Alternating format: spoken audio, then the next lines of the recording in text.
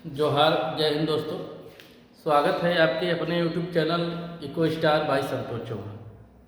आज के वीडियो में हम लोग देखेंगे कि जैक बोर्ड द्वारा जारी जो मॉडल पेपर था 2023-24 का, वह मॉडल पेपर कैसा था और उसमें जो भी प्रश्न पूछे गए थे उसके राइट आंसर क्या क्या थे। क्योंकि ये मॉडल पेपर बहुत ही इम्पॉर्टेंट पेपर है। इस मॉडल पेपर में से कई सारे ऐसे प्रश्न हैं जो फाइनल 2025 में जो एग्ज़ाम होगा 11th का इकोनॉमिक्स का, उसमें आ सकते हैं। चलिए हम लोग आगे बढ़ते हैं, देखते हैं। यहाँ पर आप देख सकते हैं झारखंड शैक्षिक अनुसंधान एवं प्रशिक्षण परिषद रांची वार्षिक परीक्षा मॉडल प्रश्न पत्र 2023-24 पिछली बार का ये मॉडल पेपर है। समय इसमें जो है आपका है समय 1 घंटा है, 40 प्रश्न है। सब्जेक्ट जो है इकोनॉमिक्स है, क्लास 11th है। देखते हैं कौन कौन से प्रश्न है।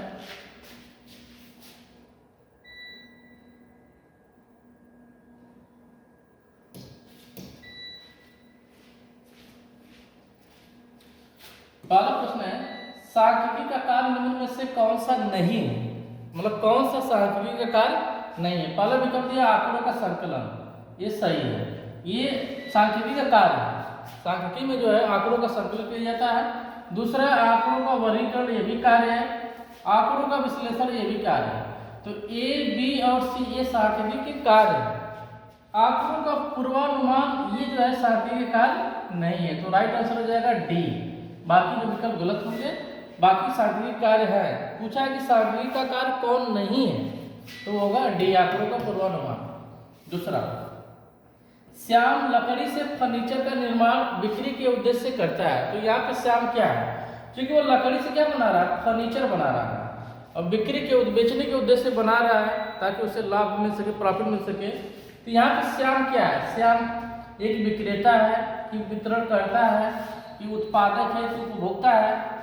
तो यहाँ पे जो है श्याम क्या है? एक उत्पादक है, एक प्रोड्यूसर है। जब हम एक वस्तु से की सहायता से किसी दूसरी वस्तु का निर्माण करते हैं तो हम प्रोड्यूसर होते हैं, उत्पादक होते हैं। दूसरे का राइट आंसर होगा एक उत्पादक होगा। आगे बढ़ते हैं हम लोग।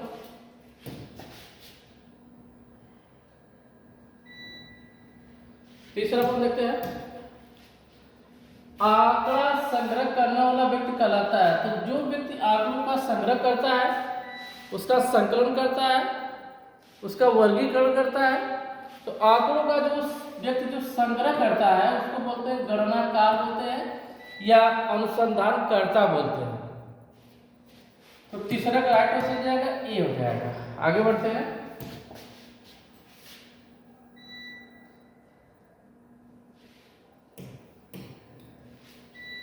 चौथा, स्वतंत्र भारत में पहली जनगणना किस वर्ष हुई थी? तो स्वतंत्र भारत में पहली जनगणना हुई थी 1951 में हुई थी। तो बी इसका आंसर हो जाएगा।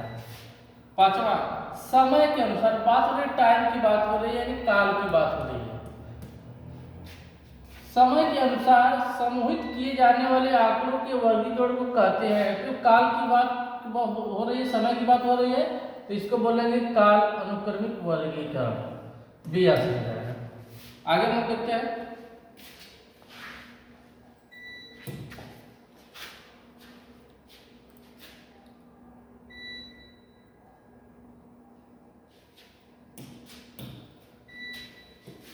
किसी वर्ग का मध्य बिंदु का मान ज्ञात किया जाता है। मध्य बिंदु का मान जो ज्ञात किया जाता है, जो है उस वर्ग की जो उच्च सीमा और निम्न सीमा का औसत निकाला जाता है। उच्च वर्ग की सीमा तथा निम्न वर्ग की सीमा के औसत द्वारा जहां पे जो है मध्यमान निकाला जाए, मध्य बिंदु का मान निकाला जाए, तो इसमें हम क्या करेंगे, देखेंगे कि उस जो वर्ग है, जो वो श्रेणी है, जो वर्ग अंतराल है, उसकी जो उच्च सीमा कितनी है और उसकी निम्न सीमा कितनी है। तो उच्च और निम्न सीमा का जो औसत होगा उसी को बोला जाता है मध्य बिंदु का मान। तो बी हो जाएगा आंसर इसका, छठे का बी। आगे बढ़ते हैं। परास से तात्पर्य क्या है? परास जिसको बोलते हैं, रेंज भी बोलते हैं, ये अधिकतम और न्यूनतम का अंतर होता है। अधिकतम एवं न्यूनतम प्रेक्षणों के बीच का अंतर, ध्यान दीजिएगा। ये अधिकतम और न्यूनतम का अंतर होता है, अनुपात नहीं होता है, औसत नहीं होता है, ये अंतर होता है। अधिकतम और न्यूनतम का अंतर होता है, न्यूनतम और अधिकतम का नहीं। अधिकतम और न्यूनतम का अंतर होता है। तो सातवें का राइट आंसर होगा बी। आगे बढ़ते हैं। वृत्त आरेख क्या है? वृत्त आरेख क्या है? पाई डायग्राम क्या है? तो ये एक बीमी आरेख, एक बीमी आरेख है। नौवां, आयत चित्र के माध्यम से ज्ञात किया जा सकता है। तो आयत चित्र जिसको बोलते हैं हिस्टोग्राम होते हैं। तो हिस्टोग्राम की सहायता से जो है बहुलक निकाला जाता है, बहुलक निकाला जाता है। तो 9वें का आंसर होगा सी होगा। आगे हम देखते हैं 10वां, वृत्त आरेख में वृत्त को 100 बराबर भागों में बांटा जाता है जिसमें प्रत्येक भाग का अंश होता है। वृत्त को 100 बराबर भागों में बांटा जा रहा है। जैसा कि आपको पता है कि वृत्त में जो एंगल बनते हैं 360 अंश का, वृत्त में जो कोण बनता है 360 अंश का, और वृत्त को 100 बराबर भागों में बांटा जा रहा है। 100 बराबर भागों में बांटा जा रहा है। तो प्रत्येक भाग का अंश कितना होगा, कोण कितना होगा? तो 360 में 100 से भाग कर देंगे तो आ जाएगा 3.60। तो 3.6 जो डिग्री ये इसका आंसर हो जाएगा। 10वें का ए आंसर हो जाएगा। आगे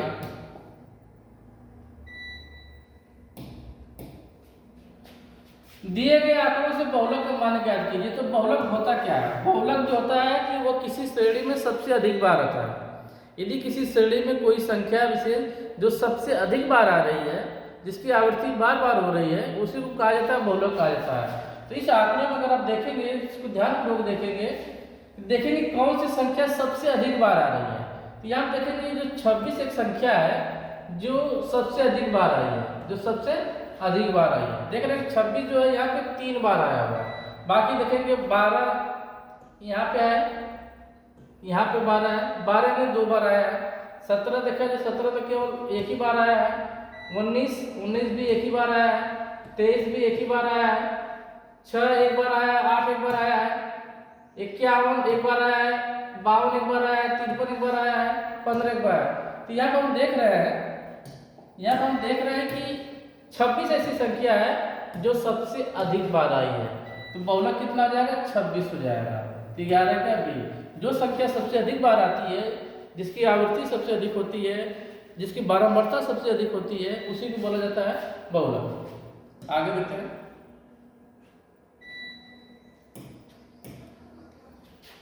चतुर्थक का वह मान जो दिए हुए आंकड़ों को बांटता है। यहाँ पे चतुर्थक का मतलब 4 बराबर भाग।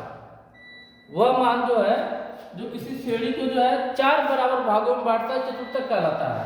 तो 4 बराबर भागों में चतुर्थक क्या करता है? किसी श्रेणी को, किसी प्रेक्षण को 4 बराबर भागों में बांटता है। तो 12 का आंसर हो जाएगा सी।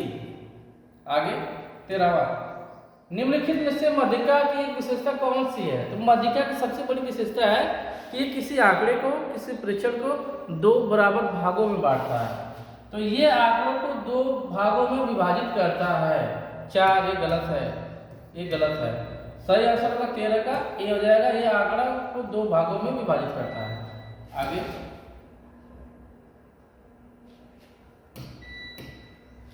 14, निम्न से दिए गए आंकड़ों से परास की गणना कीजिए। तो परास क्या होता है? ये अधिकतम और न्यूनतम मानों का अंतर होता है। तो यहाँ पे जो मान दिया गया है, अधिकतम मैक्सिमम मान कितना है? 150। न्यूनतम मिनिमम कितना मान दिया है? मिनिमम मान दिया है 20 दिया है। तो ये क्या होता है कि अधिकतम और न्यूनतम का अंतर होता है। 150 में से 20 घटा देंगे, आ जाएगा 130 आ जाएगा। तो राइट आंसर हो जाएगा 130, यानी 14 का आंसर होगा सी होगा। 14 का सी हो जाएगा राइट आंसर। आगे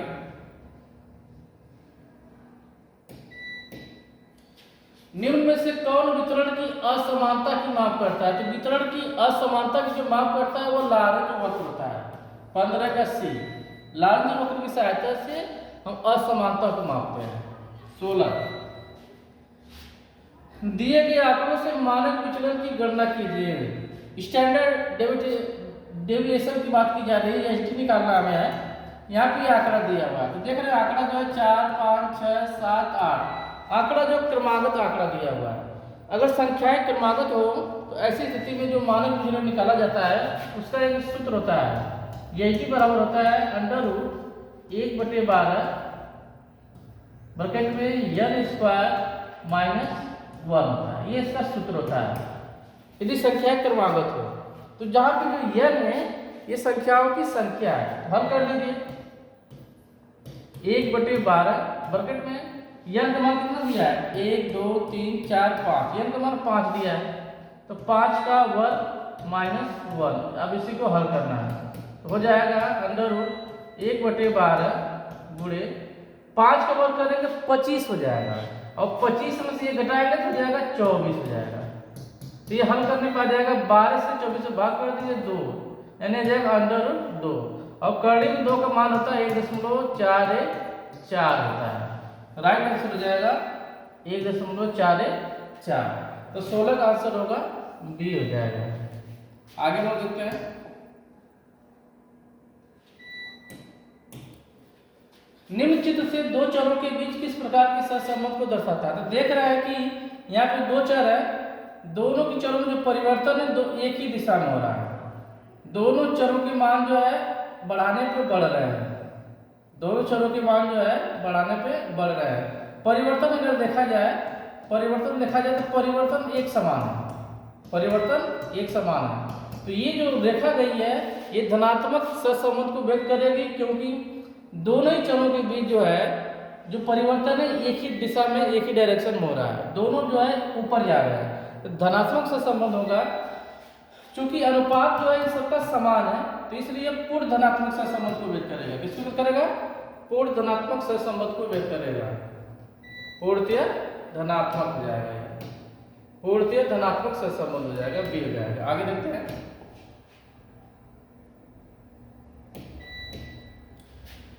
पियर्सन सहसंबंध गुणांक का मान होता है, जो कार्ल पियर्सन का जो सहसंबंध गुणांक होता है वह -1 भी होता है, +1 भी होता है, 0 भी हो सकता है। तो ये -1 और +1 के बीच में होता है, तो +1 और -1 के बीच में, तो 18 हो जाएगा, डी हो जाएगा। 19 कीमत सूचकांक क्या मापता है। तो कीमत सूचकांक क्या होता है, ये P1/P0 होता है, P1/P0 होता है × 100। तो जो P0 है ये आधार वर्ष की कीमत है, P1 क्या है, ये वर्तमान या प्रचलित वर्ष की कीमत है। यानी जो है आधार वर्ष की कीमत की तुलना में प्रचलित वर्ष की कीमत, तो यहाँ पे देखा जाए आधार वर्ष की तुलना में वर्तमान वर्ष की कीमतों में औसत परिवर्तन, प्रचलित वर्ष का मतलब वर्तमान वर्ष ही होता है। तो ये इसका आंसर हो जाएगा, 19 का ए हो जाएगा, इसका आंसर हो जाएगा। 20 पासे का मूल सूचकांक में भार के रूप में किस मान को लिया जाता है। तो पासे का जो सूचकांक होता है भार के रूप में हम इसी को लेते हैं, Q1 को ही लेते हैं, क्वांटिटी को ही लेते हैं। Q1 क्या होता है, ये वर्तमान वर्ष की मात्रा होती है, वर्तमान वर्ष में किसी वस्तु की मात्रा होती है। तो आंसर हो जाएगा Q1 हो जाएगा, 20 का सी हो जाएगा। आगे हम देखते हैं।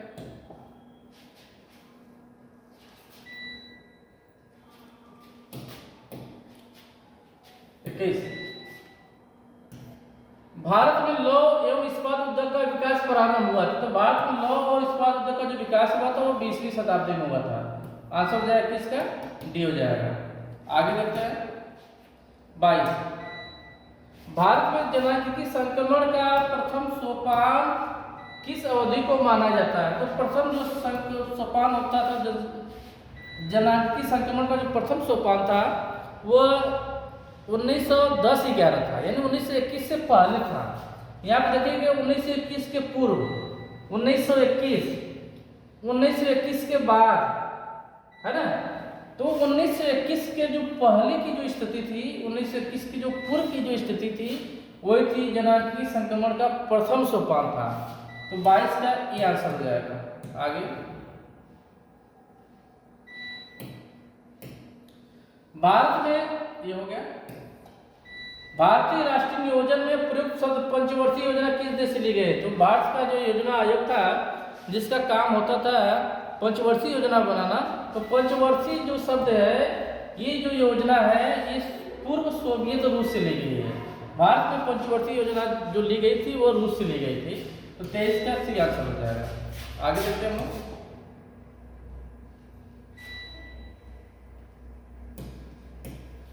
24 देखते हैं प्रशुल्क लगाया जाता है। तो प्रशुल्क जो होता है ये आयातित वस्तुओं पे लगाया जाता है। आयातित वस्तुओं पे जो टैक्स लगाया जाता है उसी को बोला जाता है प्रशुल्क, यानी डी इसका आंसर हो जाएगा, 24 का डी। आगे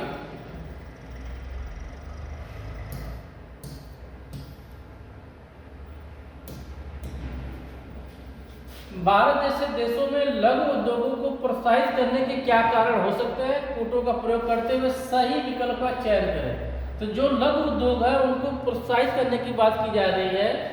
क्यों? न्यून पूंजी की आवश्यकता है, क्योंकि जो लघु उद्योग होते हैं इनको जो ज्यादा पूंजी की आवश्यकता नहीं पड़ती है, इसलिए जो है इनको प्रोत्साहन देना काफी फायदेमंद होता है। तो ये कथन सही है। दूसरा, अधिक रोजगार का सृजन करने में सक्षम।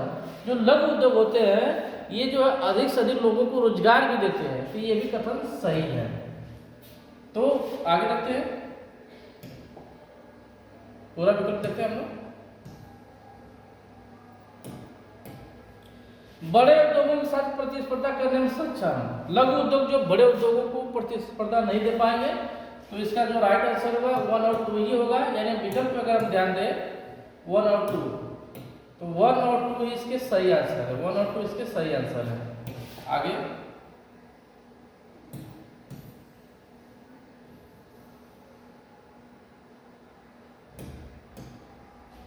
विश्व व्यापार संगठन का किस वर्ष किया गया? विश्व व्यापार संगठन का जो है गठन कब किया गया? 1995 में WTO, जिसको बोलते हैं WTO, विश्व व्यापार संगठन, इसका जो गठन हुआ था 1995 में हुआ था। 27 नई आर्थिक नीति 1991 के 3 उपवर्ग है। यही है LPG, liberalisation, privatisation and globalisation, जिसको बोलते हैं LPG मॉडल, यानी उपयोग सभी।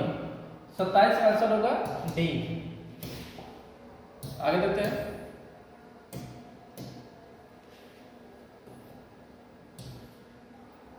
वर्तमान में सार्वजनिक क्षेत्र के लिए सुरक्षित उद्योगों की संख्या कितनी है? तो वर्तमान में सार्वजनिक क्षेत्र के लिए जो सुरक्षित उद्योगों की संख्या वो 3 है। कितनी है? 3 है।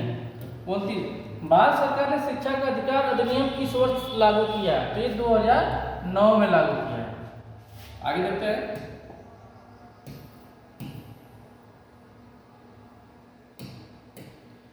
विश्व विज्ञान अर्थव्यवस्था के श्रेष्ठ प्रयोग करने वाला देश माना जाता है। ये आयरलैंड माना जाता है, जो क्या करता है? विश्व विज्ञान अर्थव्यवस्था का श्रेष्ठ प्रयोग करता है। 31 मानव पूंजी के संदर्भ नियम से कथन और कारण पर विचार कीजिए। देखते हैं इसको। कथन है मानव पूंजी अदृश्य होती है। सही बात है, जो मानव पूंजी होती है वो अदृश्य होती है, वो दिखाई नहीं देती है। कारण, यह धारक की मस्तिष्क में रची बसी होती है, ये हमारे दिमाग में बसी रहती है। जो मानव पूंजी होती है हमारे दिमाग में होती है, हमारे अंदर होती है। तो ये भी सही है, यानी कथन और कारण दोनों सही है। विकल्प देखते हैं, केवल ए सही है, ये तो सही है ही है। केवल आर सही है, आर भी सही है, लेकिन केवल की बात कर रहा था, यानी गलत है। यानी ये भी सही है और आर भी सही है। सी क्या कर रहा है? ए और आर दोनों सही है और आर ए की सही व्याख्या भी कर रहा है, यानी इसका राइट आंसर होगा सी हो जाएगा। राइट आंसर क्या हो जाएगा? सी। आगे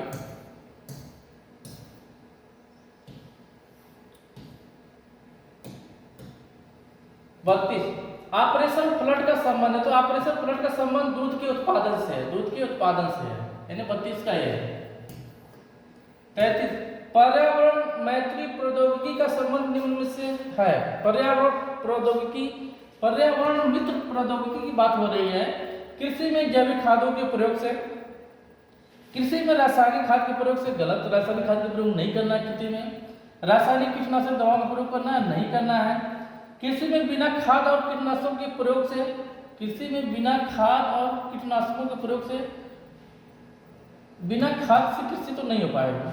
कृषि में जैविक खेती, जैविक खाद का जब प्रयोग करेंगे तो यही है पर्यावरण मित्र प्रौद्योगिकी। 33 का ये आंसर हो जाएगा।